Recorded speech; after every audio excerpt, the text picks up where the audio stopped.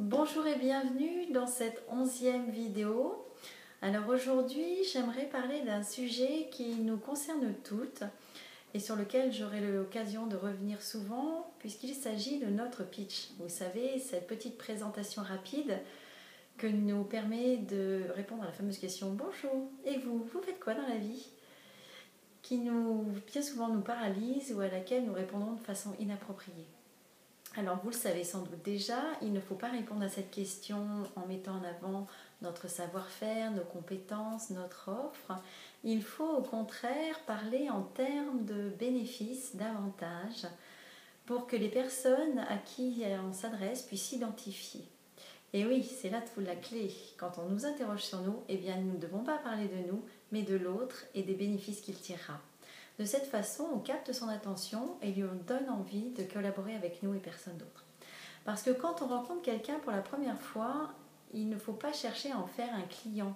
Notre seule priorité est de capter son attention, marquer notre différence pour qu'il se souvienne de nous.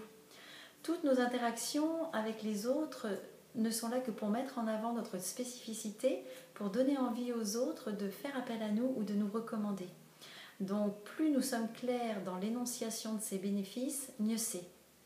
Ainsi, nous nous positionnons inconsciemment dans l'esprit de la personne à qui on parle comme le partenaire de confiance, celui à qui il a envie de poser plus de questions.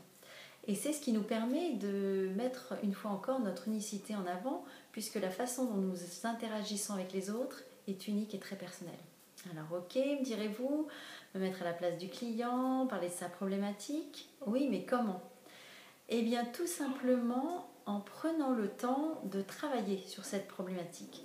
Vous devez savoir et accepter que connaître et comprendre votre cible de la façon la plus fine possible est la clé et que cela prend du temps. Mais ce temps, c'est du temps de qualité. Il fait partie des 20% qui produiront 80% de vos résultats.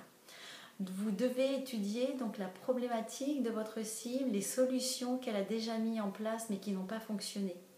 Plus vous serez dans cette démarche, plus vous ferez la différence car peu de professionnels le font. C'est un travail en amont qu'il faut faire et refaire régulièrement en questionnant votre cible directement si vous avez des clients ou par sondage si vous démarrez. N'oubliez pas, pour obtenir des résultats que vous n'avez jamais obtenus, vous devez faire des choses que vous n'avez jamais faites. Et surtout, pour vous différencier des autres, pour sortir du lot, vous devez faire ce que les autres ne font pas. Parce que sur le fond, tout le monde sait ce que je viens de dire, mais peu l'applique.